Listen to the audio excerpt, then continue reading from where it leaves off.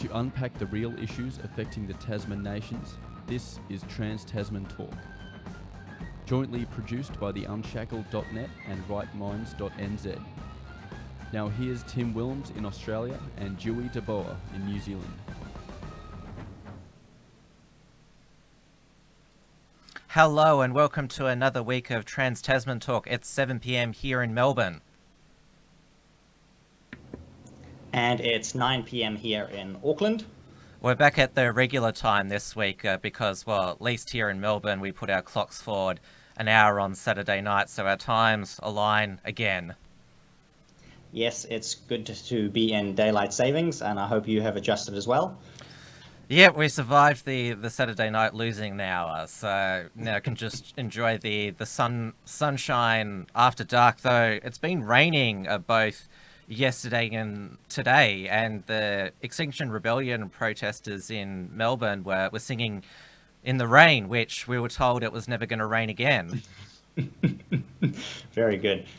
We had rain the first week of daylight savings as well, but now that we're in our second week, the sun has been shining, and I've actually spent the last 2 evenings outside gardening.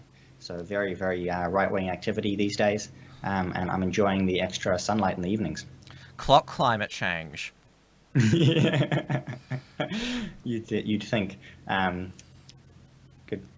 Good evening to everyone in the chat as well. I'm seeing a few people in there. Yes, we are on the Unshackled YouTube channel. We're also on the Right Minds YouTube channel. We both monitor our respective chats. And of course, the best thing about the Unshackled live chat is that you can send us through a super chat if you want us to read out your comment on air and also support, or at least the Unshackled. At least I sent you earlier today the entropy software. Obviously, you didn't get enough time to view it. Oh, no. Yeah. Now, we will definitely look into that and see if we can get some super chats set up here as well. Until then, I will only be answering questions from people that I like, or, you know, if I like your comment, maybe I'll read it out. Yes, you have complete discretion. Very good. So we had Extinction Rebellion protests in Auckland, in Wellington this week, not in Auckland, just the capital. That was yesterday. They disrupted traffic. They ended up getting arrested eventually, 30 of them. They were released without charge after blocking a busway. So they were allowed to block some government buildings, a bank, and then eventually when they tried to disrupt the bus traffic, they were carted away by the police. It's such an endearing strategy to just inconvenience people. They claim that petitions and traditional protests haven't worked. So they mean that civility and a rule of law hasn't worked. So that apparently justifies it. I know, and this isn't the first time something like this has been tried either. It's not going to end very well for them already. They have no support from Jacinda here in New Zealand, which might be a surprise to some of the Australian viewers. But Jacinda actually condemned them and said that blocking people from going about their normal business is not a good way to protest, and it's not a good way to be heard. Oh, I think that might cut deep. To some of them it will. And in a weird sense of irony, the leader of the opposition, Simon Bridges, came to their defense and said that the woke government hadn't been doing enough on climate, and that the protesters should march on Wellington instead, on Parliament buildings instead, and protest the government. And Simon Bridges, in fact, even claimed that he would do much better than the current government on issues of climate. He could just be trying to wedge Jacinda, play some 4D chess, because he's in opposition. He can't do anything, yeah. So you can just say stuff like that. He's definitely having some fun with it, but I'm not sure if it's going to win him any endearment with his fans, or if the Extinction Rebellion protests are essentially anti-capitalist protests. That's not going to win him any favors there. I noticed, because I follow the New Zealand Young Nats Facebook page, and they're always trying to be hip and woke with what they're posting. We're the real progressives. That basically sums up the National Party at the moment. they basically tried to virtue signal the left and say that they are far more progressive. Well, obviously, our national party in Australia is different. The rural-based minor coalition partner, but in the state of New South Wales, the national party there, they're pretty woke. In fact, you can't really tell them from the Greens. I mean, New South Wales's rural towns have now run out of water, and they've been busy in the parliament, or the state national MPs legalising abortion and virtue signalling on a whole bunch of other progressive causes. Yeah, it's a real pity there. This is probably a good moment for me to let our New Zealand audience know that the local elections end this week. So today was actually your last day to send in your postal ballot, and we will know the results on Saturday. And I have seen a lot more noise recently from basically sort of third-party candidates. They're all independent, really. But the media generally picks two candidates in each region that they pit against each other without any actual polling. And there's been a lot more uproar recently of these other candidates being left out and saying, hey, there's no polling to support the two front runners, right? They're called the front runners, but they've purely been selected by the media. And you know that, and others have been excluded from the debates, and there have been some campaigns run online to basically brigade the chat rooms of the debates and mention the other candidates. It sounds similar to what they're doing in the United States in the moment with the Democrat primaries with Tulsi Gabbard. She's now in the fourth debate, but she was excluded based on these media rules. And rebel media in Canada, they've been trying to cover the federal election going up there, and one of their reporters, David Menzies, he actually got arrested for going up to the Conservative leader Andrew Schiff just in public, just to ask him if he supported free speech. I think he got the answer, and so the rebel media, they successfully launched a lawsuit to get media access to the debate, and they got it. So that's good. Nice. But yeah, the forces always work against the minor or alternative players, I should say. Mm-hmm. Oh, absolutely. The people in power, the elites and the globalists, they got to try and run a tight ship. But it's our jobs to get in there and make life a little bit difficult for them. Yes, Rebel Media is doing a great job up there, just being a pain up there. David Menzies, he's actually this really sort of old guy, but he's an excellent just doing this street stuff. He's probably the most valuable player, I'd say, of the team, and probably most underrated street provocateur, I think, in the world. He's just really good. It's really encouraging to see, and yeah, we need some more of that here in New Zealand, I think. I mentioned this last week, but this week as well, I've really been enjoying Avi Yemeni's videos again, just getting down there with the communist protesters, and it's good fun. In some way, the pro Communist Party of China protesters are kind of very similar to these environmentalist protesters. He's getting around to everything at the moment. The climate protests, the Hong Kong democracy ones, the vegan ones. He's been at court this week because he's fighting charges that are stemming from when he was an election candidate during the Victorian state election. Because when he was because we have the how to vote card people outside the polling booths. You don't have that in New Zealand. That's a fun fact. That's banned. That's illegal. Yeah. It's yes.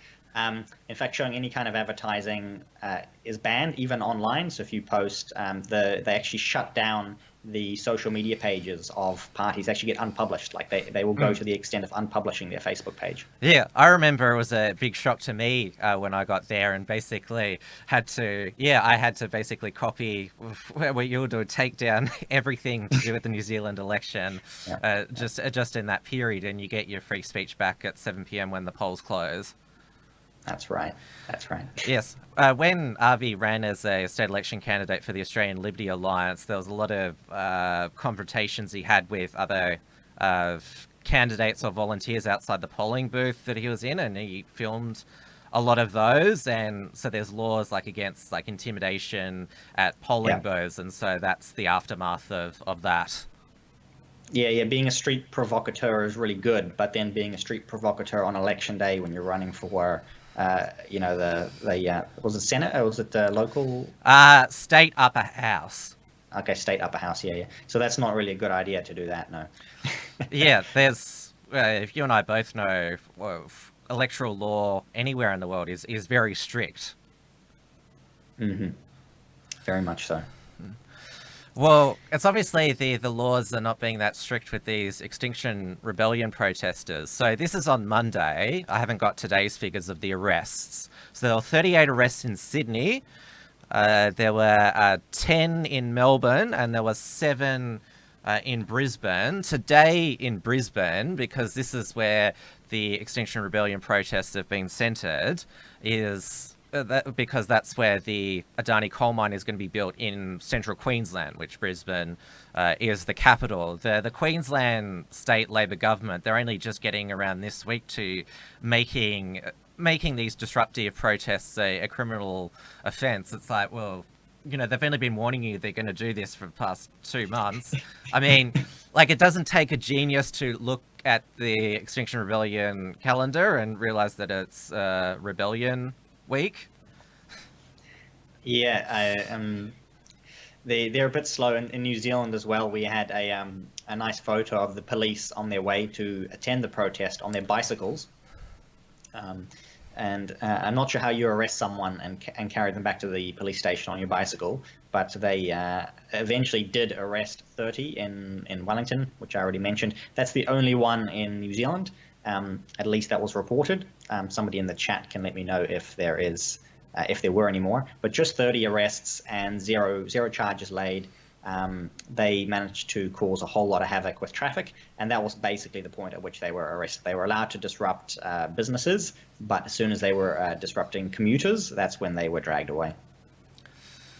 Yeah, in Brisbane, all they're getting is just a fine, no convictions, and then they're free to go out and protest again. In Melbourne last week, when the vegans had their International Day of Rebellion, or whatever it was called back then, they were trying to get everyone to watch their vegan propaganda movie Dominion. And they blocked the traffic in Melbourne in between Swanston and Flinders Street during peak hour, which is major intersection.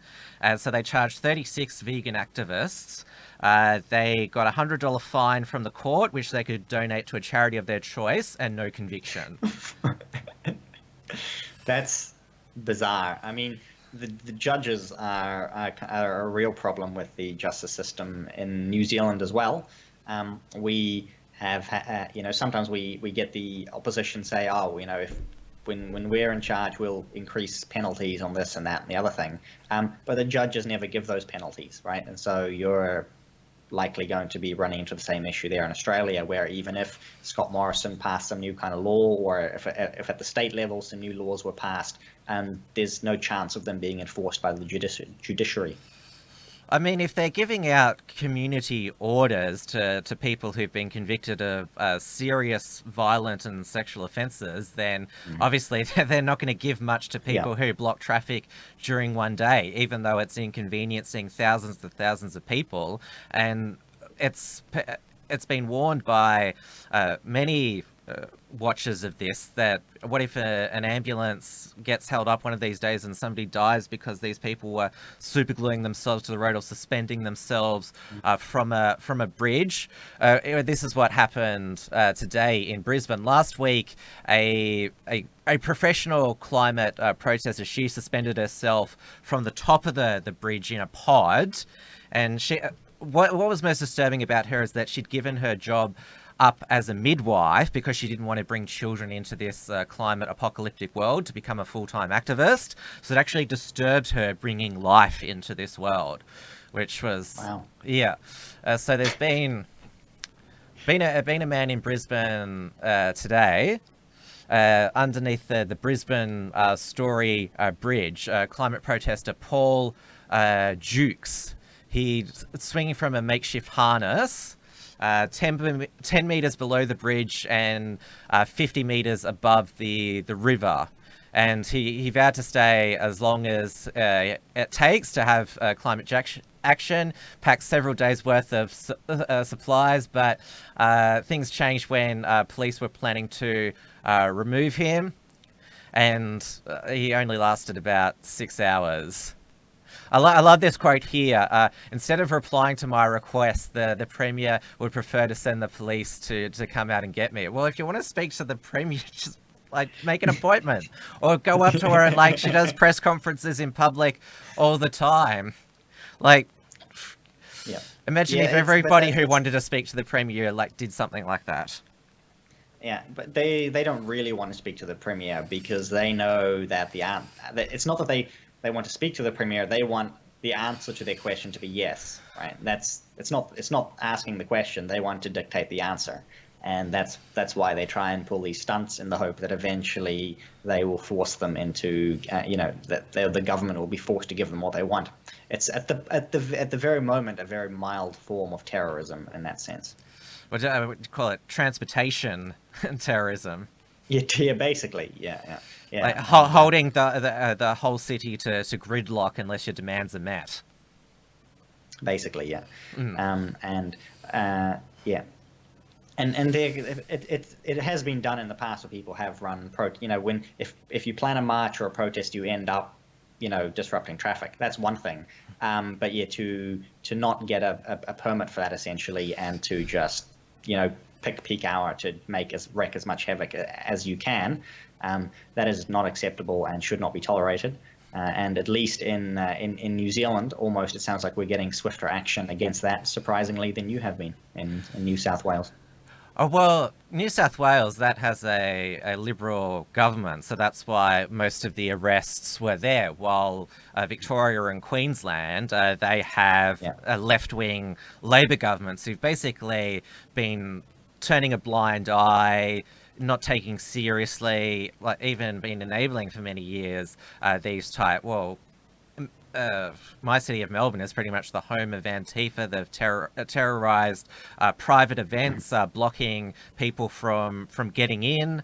They've been running amok for ages. They're planning to disrupt the annual pro-life event here in Melbourne, the 10th annual March for the Babies, which is on the 10th anniversary of the passing of the Victorian Abortion Law Reform Act. There's a lot of families who come to this because babies add to families, and so they're planning. Yeah, that's right. And even it was reported in our Herald Sun today that the Extinction Rebellion protesters, they're planning a nudie run in Melbourne on Saturday, which would seem to imply that it could possibly go into the path of the March for the Babies, basically public indecency in front of families and young children. Mm-hmm. As in addition to their hatred for capitalism, they seem to also hate families and children, as you've mentioned before. We have the birth striking and women quitting their jobs as midwives. They have a complete they essentially have a hatred for humanity as a whole. They are so caught up in their worship of the planet Earth that they basically see everyone as parasites. Well, one of the leaders of the Brisbane Extinction Rebellion, he's a young 20-year-old who lives at his parents' mansion. So obviously he believes in some family values. Yeah, family money maybe. Well, aren't they? But he's wanting to. His parents shouldn't be entitled to that money if he's aiming to just. I'll just play for wants to give it all away, I'm sure. Yeah, I'll just play for our audience just the opening bit of the. This is from 7 News in Sydney, just the opening of their report from last night. For some protests. I've got to get it back to the. Oh no, back to the beginning. Here we go. For some protesters, their revolution was short-lived. Others showed little regard for authority, confronting arresting officers. They're proud. The only thing I can do is give up my liberty, and it's worth it. Passionate and eager to cause a scene. We need to save the planet! They're called Extinction Rebellion, the group blocking... Yeah, that's enough. But yeah, having the red communist flag there, saying you want a revolution. And that's what it's all about. It's just the rebranding of red as green instead. And it's the old name of the greens, the watermelons. Yes. Red on the inside, green on the outside. And it was more like a joke, but now it's real. Well, socialist Or it was hidden. Yeah. alternative, our main revolutionary Marxist group, Trotskyist group. I'm not sure if they're a worldwide group. Is there socialist alternative in New Zealand? We have had socialist. So there was a group called Socialist Aotearoa, which may have been sort of the equivalent of that. But they keep changing their name, so I'm not actually sure if they're associated.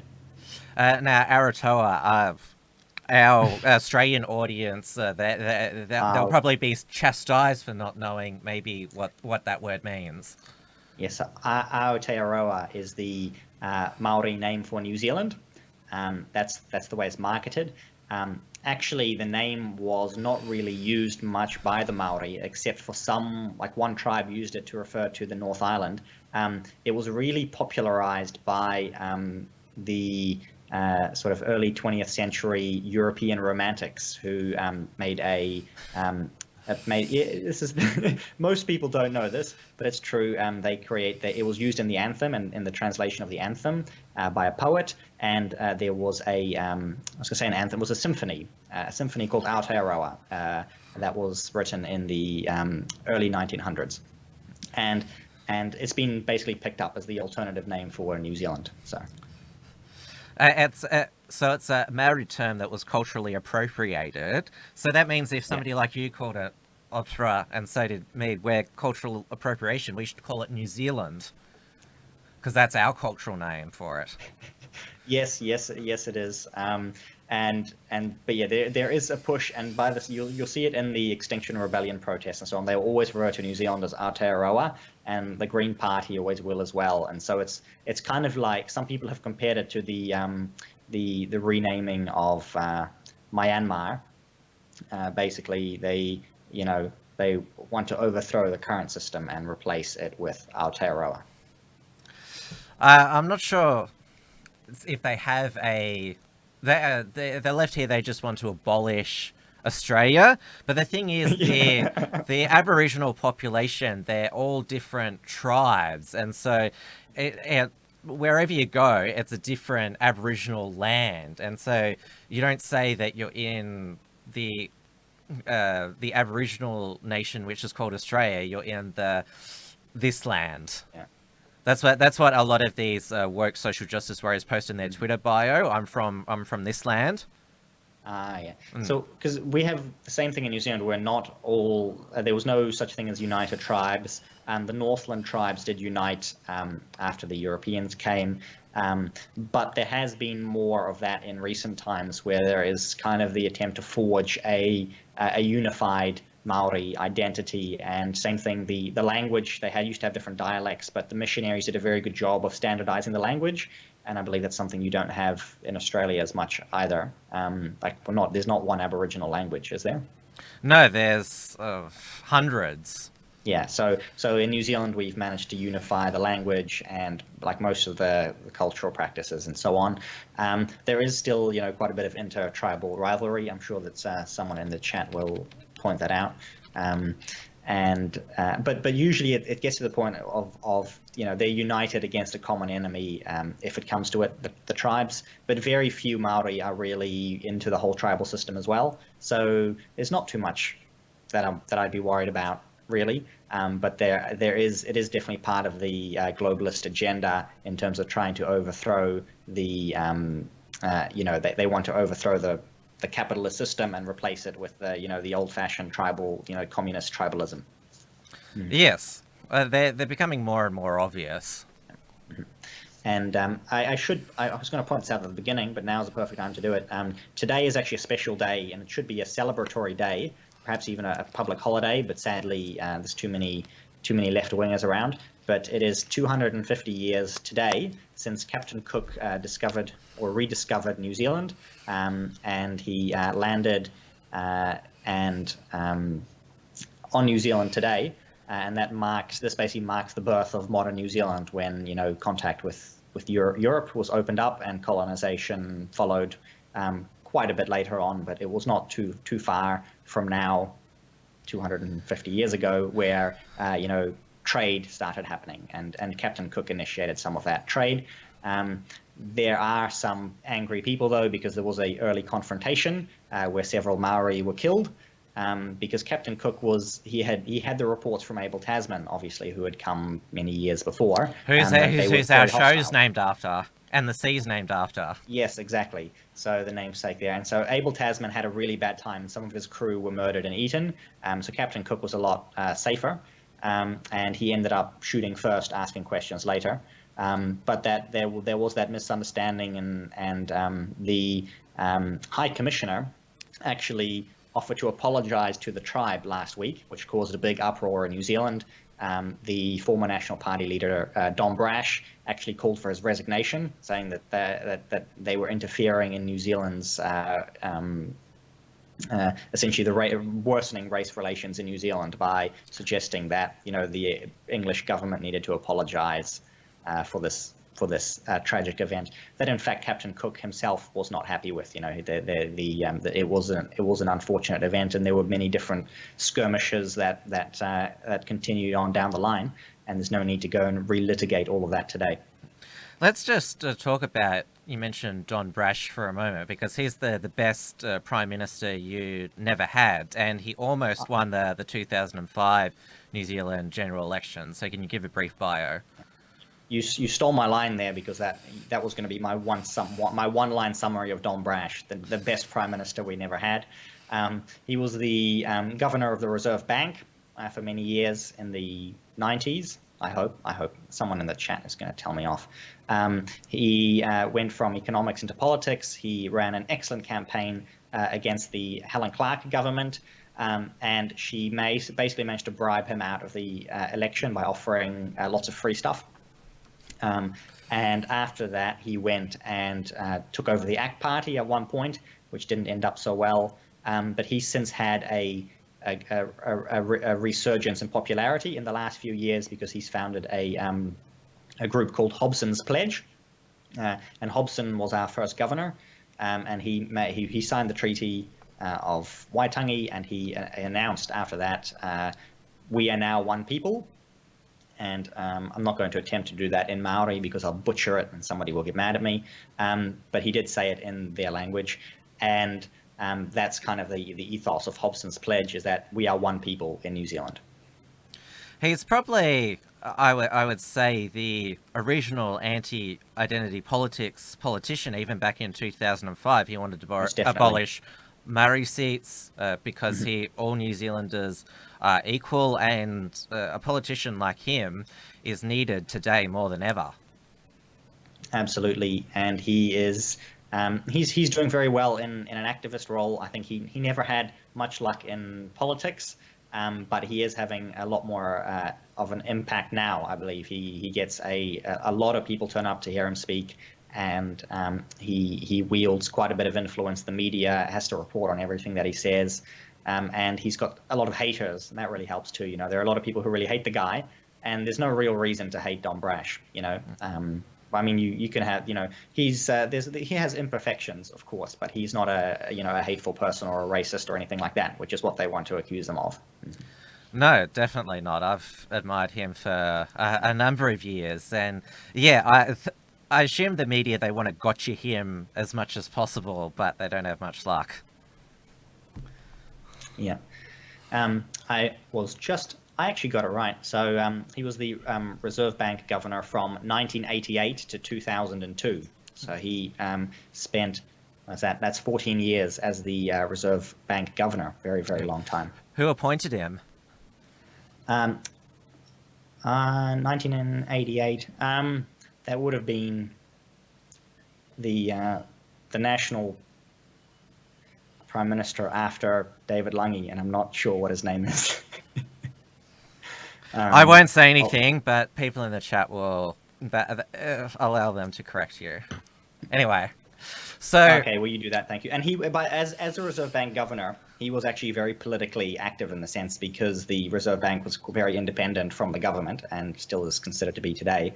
He actually would go out of his way to basically neutralize policy he didn't like by taking, financial, by adjusting the interest rates, basically. So if the government was going to announce some new project where they need a lot more money, he would just chuck the interest rates up or down and, throw a spanner in the works. So he was basically one of the most responsible Reserve Bank governors ever to exist in the world. I mean, we have 0 interest rates in the United States. Our interest rates have now been dropped to 0.75, which we were told that 5% interest rates under John Howard were great, and now they're less than 1%. Has he been asked about that? Too right now. I don't think he's commented on that recently. No. It's possible that he has, but it won't have got any publicity. The only thing that he really gets asked to comment on these days is race relations. I've been asked to mention as well that he has been deplatformed recently at Massey University. We may have mentioned that on a past show already, and that caused a big uproar as well, and he was actually later on invited back to speak. And so the attempts to deplatform him have actually failed in New Zealand, which is good because a lot of other people are getting deplatformed. But Don Brash is definitely still important enough to not get deplatformed. In relation to the treaty as well that I mentioned before, is not all of the tribes actually signed up to the treaty, and so there were some what's referred to now as the New Zealand land wars, and what in Britain at the time they referred to as the New Zealand Rebellion. Where there were some tribes that were basically conquered or subdued and brought under the rule of the crown. And obviously there's still a bit of tension going on there, as you can imagine. Does that mean that you can claim, because you're not a British descendants of British immigrants, you're Dutch, does that mean that you can claim that you're not party to this treaty? Because if some Maori tribes are not claim that basically the Constitution of New Zealand doesn't apply to them, does that mean you can say it doesn't apply to you? So I could try that, but it wouldn't work. But you see the logic there. I see the logic there, and but what happened as well is obviously the crown, the English crown, all that power was vested in the New Zealand government, and so the New Zealand government is now the crown. So if the New Zealand government lets you in, you're under the crown. And same with the ones that didn't sign it, they were forcibly subdued, and by the right of conquest, they are likewise under the Constitution. So but it's usually handled fairly diplomatically in New Zealand, and in a fairly bipartisan fashion, really. In the political sense, there is always a strong voice against some of the settlements, and then on the other side you have people who want more of them, who aren't happy. But in general, there's actually it's considered to be a rather settled subject, really. Wow, that's quite refreshing to hear that, given what we put up with here in Australia, where at first it was the proposal was to have Aboriginal people mentioned in our constitution. Now it's gone to having a Aboriginal voice to Parliament enshrined in the constitution. The pattern is that the more that you grant the supposed Aboriginal elders, the more and more they demand. And we do have a little bit of that problem here as well, and so we have the what they call full and final settlements, but they're never always quite. I mean, they at the moment they're doing fairly well with full and final in not giving more. And recently we have had an issue where Jacinda has almost tried to get involved in a land dispute, and thankfully backed away from that. Because once you undermine one of these agreements, then it's like dominoes, and it all falls over. So the system can be ripped apart, but currently it works fairly well. And there, like you said, it's there's talk of removing the Maori seats as if they're no longer needed. We actually have more Maori in Parliament as a percentage of the population than they're granted by the seats. So the idea of actually needing seats for them is not relevant, because far more of them are elected, on the general roll anyway. And so the discussion here really is about getting rid of some of that and also closing down the final settlement process. So yeah, there are always people who want to dig that back up, but I believe that overall things actually are looking up very much in that regard in New Zealand, and especially if you compare it to Australia and everything that did happen in Australia. Everything that to the Aboriginals, what happened to them was far worse than anything that happened here in New Zealand.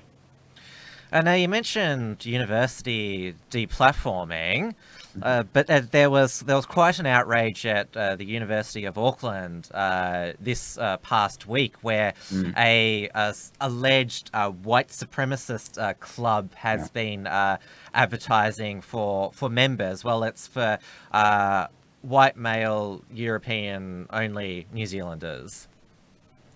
That's right, and they have to be able-bodied as well, and so like army recruits. But it is I'm not sure how you would describe this group. I suppose it is. What's it called? Because their name has been censored. The name has been censored. It's called Action Zealandia. And the name has actually been shown in some of the media outlets as well. But they've essentially given them tens of thousands of dollars in free advertising. Which is why they're now censoring it. We're contributing to the problem here. But yeah, so if they had never talked about it, nobody would know, right? It's one of these issues where the fact they ran heaps and heaps of stories about it, that it's become a big issue. And the Vice Chancellor of Auckland University actually said that he wasn't going to ban this, their recruitment posters, because he said, well, there's nothing hateful about them, right? It's just like a logo and a website and says, we join our people, something like that.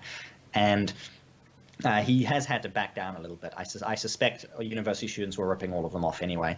But this kind of group we have had before, and we have, I believe we talked about them on the Unshackled Waves, possibly a year or more ago, the Dominion movement in New Zealand, which were kind of like some kind of identitarian group, is maybe the closest that you can get to.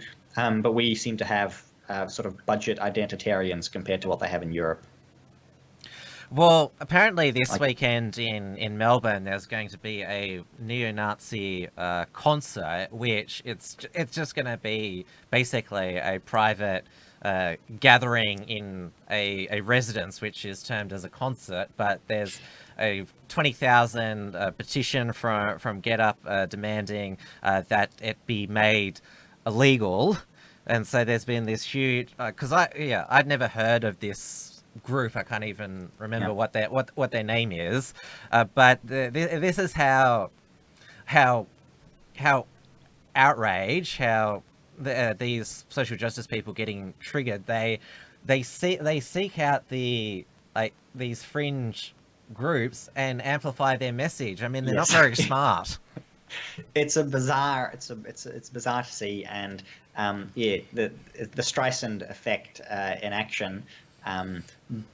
But why they keep doing it is just it beggars belief, really. Why would you keep promoting the groups of these people who you say need to be banned? Because every single time they make them more popular, and they, like I said, tens of thousands of dollars in free advertising. Yeah, I can't believe that. Just how the normal, like when you were a child, you were told that if you wanted something to stop annoying you, you'd ignore it, like you wouldn't. Yeah, and it's actually what I've done with some of these left-wing groups. I've ignored them, and some of them I haven't heard from them in like months or a year or something. It is that case of if it's not serious, if you ignore the problem, it will go away. Oh, unfortunately, these Extinction Rebellion people, if you putting canoes on the main road and suspending yourself from bridges, supergluing yourselves to the road crossings, then Unfortunately, we can't turn away because people need Yeah. to get to So- work. So they've realized the opposite. They've been so busy amplifying their opponents in these fringe groups that they don't like, and they've realized that nobody wants to amplify them. And so now they're having to find creative ways to amplify themselves.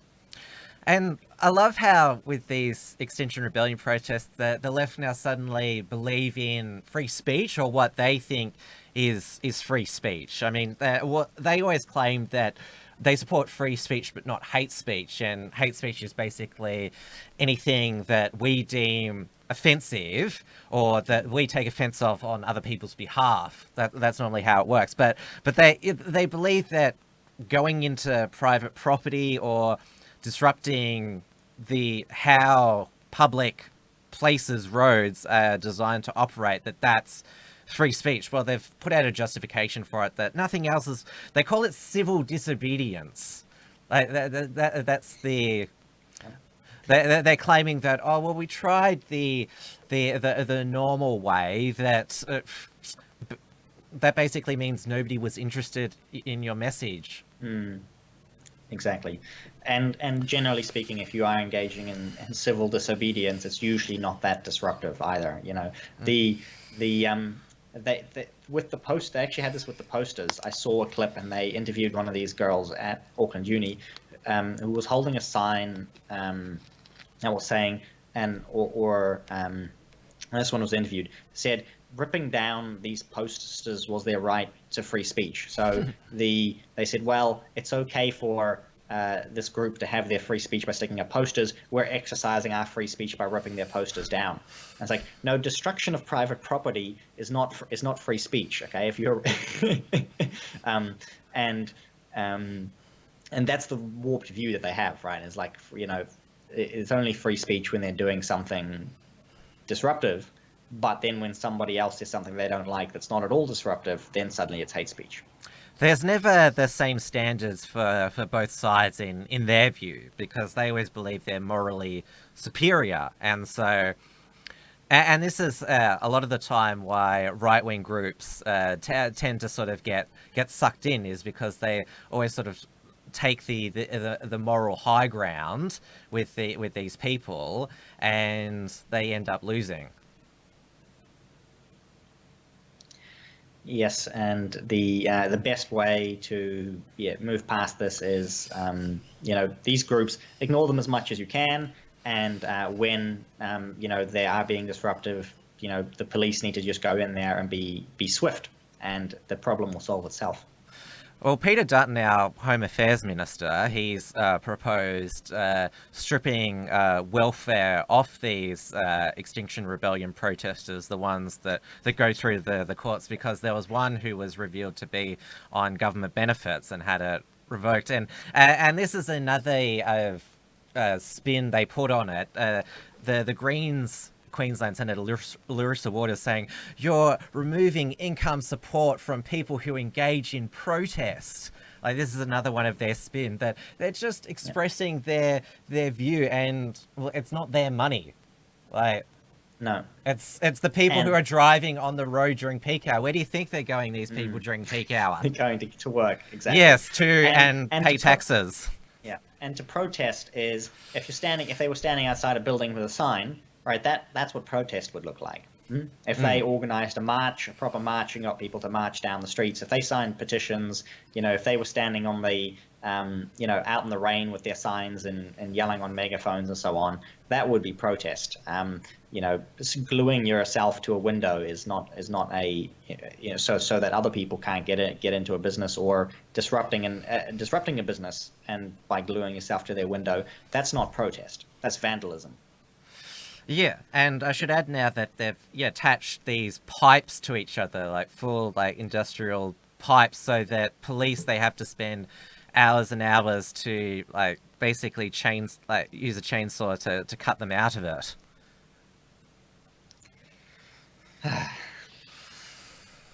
Now, we should talk about some good news this week, which is, well, these are all globalists, these Extinction Rebellion protests. It's a global movement. There were 130 arrests in Westminster in London. This is where, I'm not sure if it's based in London, but this is where it seems to have most of its high-profile things. The police have actually cracked down on one of them. Well, they've even tried to fly drones over Heathrow Airport to disrupt planes, which could actually result in planes crashing or crashing into each other. It's really highly dangerous. And I believe the ones in London were the ones who got a fire truck full of red dye and sprayed it all over poor sandstone. And how many emissions to clean that up? Probably like 10 farting cows for 1 year, maybe. And I noticed that some Extinction Rebellion protesters were spotted in McDonald's, which is because they all want us to be vegans as well, because yes. of the farting cows. And I noticed that there was the chips in McDonald's are probably vegan. Yeah. I noticed that one left-wing journalist, he responded by like, Extinction Rebellion protesters have to eat as well. Well, if they cared for the earth, why didn't they go to Lord of the Fries, which is a vegan fast food outlet? Why did they go to McDonald's? Hypocrisy at its finest. Yes. Well, going on to, the good news of the week is that, Yes. well, our Prime Minister, Scott Morrison, in a speech to the Lowy Institute last week, he spoke out against globalism, saying, well, we do cooperate internationally. It's up to nations themselves. I'll just bring up the text of the speech. He referred to it as negative globalism. He says it does not serve our national interests when international institutions demand conformity rather than independent cooperation on global issues. And yeah, he says we should avoid negative globalism that coercively seeks to impose a mandate from an often ill-defined, borderless global community, and worse still, an unaccountable internationalist bureaucracy. And he said only a national government, especially one accountable through the ballot box and the rule of law, can define its national interest. We can never answer to a higher authority than the people of Australia. Amen, brother. Very good. And may be surprising to some, but our Deputy Prime Minister, Winston Peters, actually endorsed that speech the other day. He backed up Scott Morrison's words and said that he was absolutely in agreement with them, and that the ill effects of globalism should be it's not all sweet smelling roses. Could Winnie be motivated by perhaps there's an election in 1 year? Yes, there is almost exactly a year from now there will be an election, and I'm very much inclined to think that he is gearing up for his election campaign, because he suddenly started speaking like his old nationalist self again. He's been having a bad day though. It was just before we went live, I read an article saying that a list of over 1,000 names, addresses. I'll just check exactly the list if I still have it open. Here you go. So a database of over 1,000 names, occupations, phone numbers, addresses, and membership statuses affiliated with New Zealand First were leaked, and they were sent to a host of media outlets.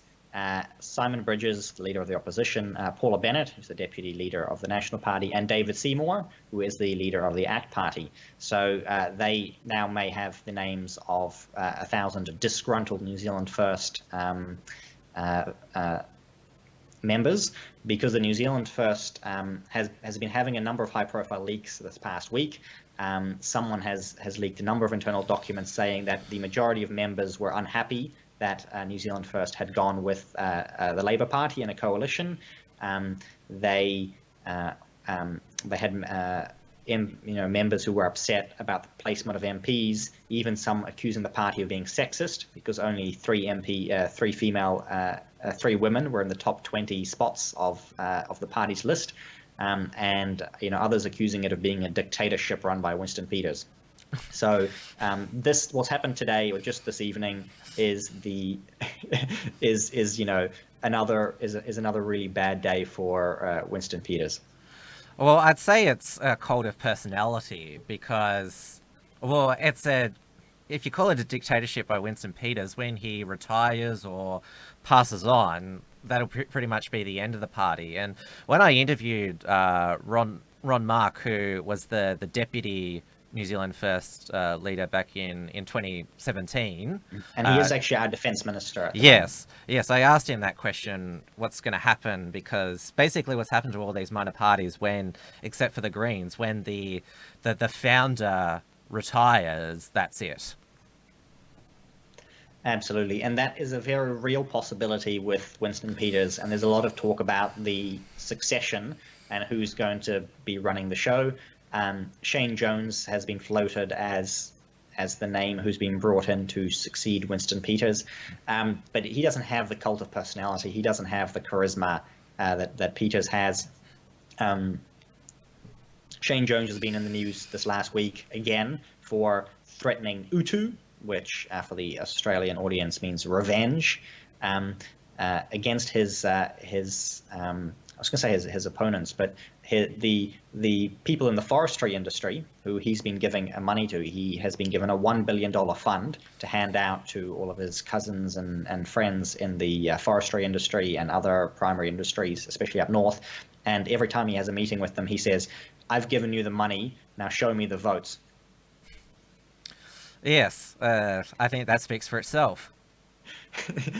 Yes, it does. And surprisingly, he still holds his ministerial portfolios. He has been lightly rebuked by the Prime Minister, Jacinda Ardern. Winston Peters has been completely silent on this issue. And I am kind of surprised there hasn't been that big of an outcry about this. But it's basically considered to be okay in New Zealand politics. Wow. Now, obviously, like those leaks from New Zealand First about dissatisfaction, you can understand those, but leaking all the members' personal information, I assume that's illegal under electoral law. Yeah, so it's been referred to the police. I have read in that story. It is developing. It came out 15 minutes before we went live today. So we will likely have more on that next week. They may even have the identity of the leaker. But it wasn't leaked to the public. So as long as the media party, the National Party, and the ACT Party keep it to themselves, then it's not in the public domain. Which the members whose data has been leaked will be happy-ish with. At least it's not out there in the open at the moment. But it would likely still be criminal to leak it to anybody at all. Yes.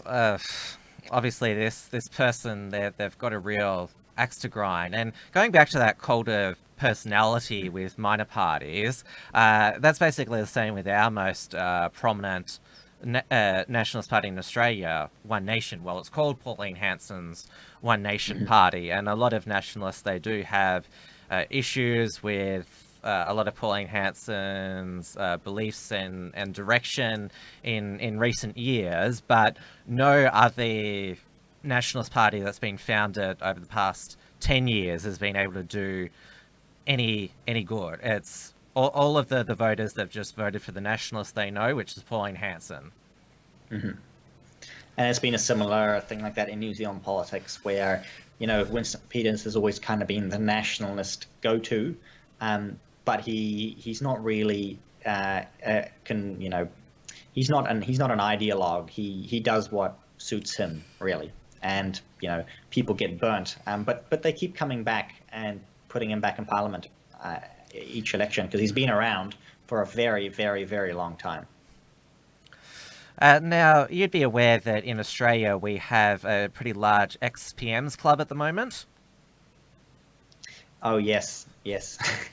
Well, Troy Brampston, who writes for the Murdoch-owned Australian newspaper, is actually a former Labor speechwriter, but he's been interviewing the ex-Liberal Prime Ministers this week, and it's been one a day at the moment. So Monday was Tony Abbott, where he said that if offered, he'd still like to serve in Parliament again, but he thinks it's unlikely the approach will be made.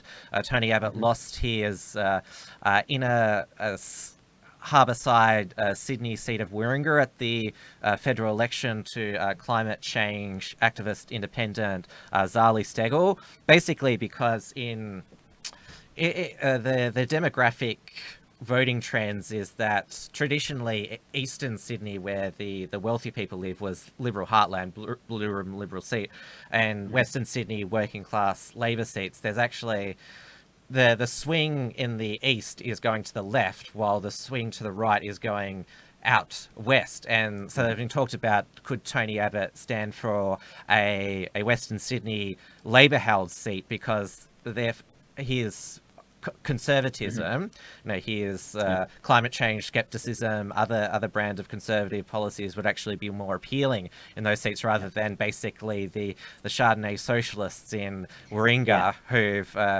they want climate action, but they're not too keen on windmills for Warringah, which there was a petition floating around for. And we've actually got a similar shift in New Zealand, just like you do in most countries, where the rich basically have gone super woke, and the middle class is wondering how they're going to pay their bills, because the rich don't bear the brunt of this the so-called climate change action. All of the poor people end up paying those taxes. And the new Conservative Party in New Zealand as well is likely to try and target some more of these these traditional Labour voters, and is working to appeal to these people and say, hey, look, the Labour Party's done nothing for you, and come and join us. And today we had Malcolm Turnbull interviewed, where he lambasted the climate deniers in the Liberal Party for scuttling his national energy guarantee, which he announced then ditched in the dying days of his prime ministership, and said that it's them, the denialists, that they're causing power prices to be high, and it's conservative value to take action on climate change. I'll go say no to that. Basically, because this is, it's 3 or 4 months after the federal election, which Scott Morrison won an emphatic mandate. Both of these two ex-Liberal PMs are now out of Parliament, and so they can say whatever they want. Any journalist can go and interview them, but they're irrelevant now. I mean, it's the MPs who are in the party room now, they're the ones that matter. And so I don't think, with just under 3 years until the next federal election, because Labor's been trying to say, oh, look at this divided Liberal Party. It's, they're obviously clutching at straws there. Scott Morrison, I have no doubt, would just get on with the job. I mean, they're getting pretty desperate. Scott Morrison's enemies in the media, because they've tried to go after his one of his friends, the Hillsong pastor. I'll just make sure I get his name right. There are a lot of Hillsong pastors, by the way. I was going to float a name, and I was like, no, there's at least 5 of them or something. Brian Houston, yes. So he's controversial because his father was in the middle of child sexual abuse in the Hillsong church, and so they used that connection to attack Scott Morrison, because it was leaked from the White House that Scott Morrison wanted to invite him to the state dinner, but the Trump White House vetoed it. And Scott Morrison said, I'm not going to comment on gossip. That's one of his things. He does that because he's actually been emulating a lot of Trumpisms, Scott Morrison. Like, how Donald Trump, if he gets a question he doesn't like, he says fake news. Well, yes. Scott Morrison, his thing is, oh, that's a Canberra bubble question. I'm just going to leave that in the bubble. And also on the weekend, The Guardian reported that Scott Morrison's got a personal friend who believes the QAnon theory about the elites and pedophilia. So he's gone from being accused with being too close for pedophiles for being too close with somebody who wants to expose pedophiles. It's the classic throw mud until it sticks. Yeah. Well, the other bit of muck they think they've got on them is there's this rumor floating around online that in 1997 Scott Morrison shat his pants at a McDonald's after the 1997 NRL Grand Final when his Cronulla Sharks lost. So that's got a lot of people on, or not just social media. There was actually a few articles published about this rumor. So that's sort of another sort of scandal they're trying to dig up on Scott Morrison. And I've got an airplane coming overhead now. I think since we're heading up to closing time, I want to finish with one last bit of good news from New Zealand, which is that the aid that we have been giving to the Clinton Foundation has officially been stopped. So the New Zealand taxpayer has given millions of dollars to the Clinton Foundation over the past few years, and this was something set up by the previous national government, and we have been told that it has finally been stopped this year. So no more money being sent to Bill and Hillary. That's a big win for New Zealanders. Yes, because we republished your report on that when Jacinda Ardern first gave that money. And yeah, even though it's New Zealand taxpayers' money, there was so much reaction to our republishing of it in Australia just because everyone knows just how it's basically a money laundering foundation, the Clinton Foundation. And so Australians still considered it a crime against them that this globalist body had got an injection of funds. All right, well, yeah, it's past the top of the hour. Well, 8 p.m. here in Melbourne, and it's 10 p.m. in Auckland. p.m. So I'm gonna let you do your close. Yep. So it's Tuesday night is of course just one night in the Australian alt media lineup. Tomorrow night I'll be back with another episode of Wilms Front, 7 p.m. Melbourne time on the Tim Wilms YouTube channel. My guest will be Rosalie Cristani, who's a councillor with the city of Casey, who's been associated with the Rise Up Australia Party. The city of Casey, it's basically the centre of demographic change in Melbourne, and will basically determine how the multicultural experiment in Australia pans out. And Rosalie is a councillor at the centre of this, and so I'm really looking forward to sitting down with her. And just obviously she's a pillar of that community. She associates with all the different groups there, and so it'll give us a real first-hand account of just how multiculturalism is faring in one of the most diverse and demographically changing areas of Melbourne. And of course, at 8:15 p.m. Melbourne time, that's with Dear Bell Trans weekly live stream. She's got Kiralee Smith as her guest, who formerly was with Halal Choices, which was a halal certification information organization. Kiralee Smith, she's now the director of Binary, which, as the name suggests, is protecting the science that there's two genders. Yes. So she's been very prominent in the media, trying to correct that.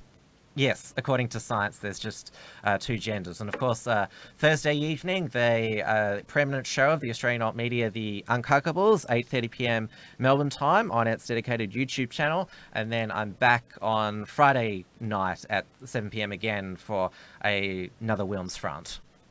And any New Zealand alt media, is there anything? No. I'm running very quietly into the end of the year. Got a busy personal life at the moment, expecting another baby in a couple of months. So this is basically all that I'm doing at the moment. And I've got a few other little things planned, but likely things are a bit quiet for me for the next few months. But if you are interested, rightminds.nz will have my latest articles, and also the bfd.co.nz. I write for them as well. And that really is all that I've got. So thank you for your support, people who support me, and those of you who support Tim, and everyone who supports this show as well. Yes. if you want to support either the Unshackled or Right Minds, well, for the Unshackled, you can go to the unshackled.net/membership or the unshackled.net/donate or patreon.com/theunshackled or paypal.me/theunshackled. And there is the one last chance to send through a super chat if you feel so inclined. And the place to donate to me is at rightminds.nz/donate, and all of the details are there. And we will be back next Tuesday at the usual time, 7 p.m. in Melbourne and 9 p.m. here in Auckland. And we will likely have a lot more information on the stories that have been developing. It is going to be, I think, a very interesting time, especially leading up into the election next year here in New Zealand. This show likely is going to continue to get very interesting. Yes, well, we basically are now. We started this show at the right time. It's a globalist Tasman community, because we're finding every week there's a common theme in our politics. It's been quite incredible. It has been, and it's just really nice to sit down and talk about, what's happening in New Zealand, what's happening in Australia, and then just to tie it all together, and it makes for quite an entertaining evening for the two of us, and I hope for all of our audience as well. I've just got a last minute super chat from Cla Key for 10 New Zealand dollars. They haven't written anything for me to say, but thank you for the super chat anyway. It's much appreciated. All right, thank you very much. We'll sign off tonight. Thank you for everyone who watched on the Unshackled channel. And thank you to our watchers on the Right Minds channel as well. Good night. See you next week.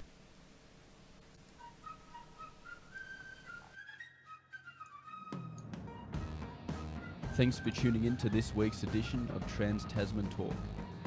To keep up with the latest real news and analysis from the Tasman nations, visit theunshackled.net and rightminds.nz.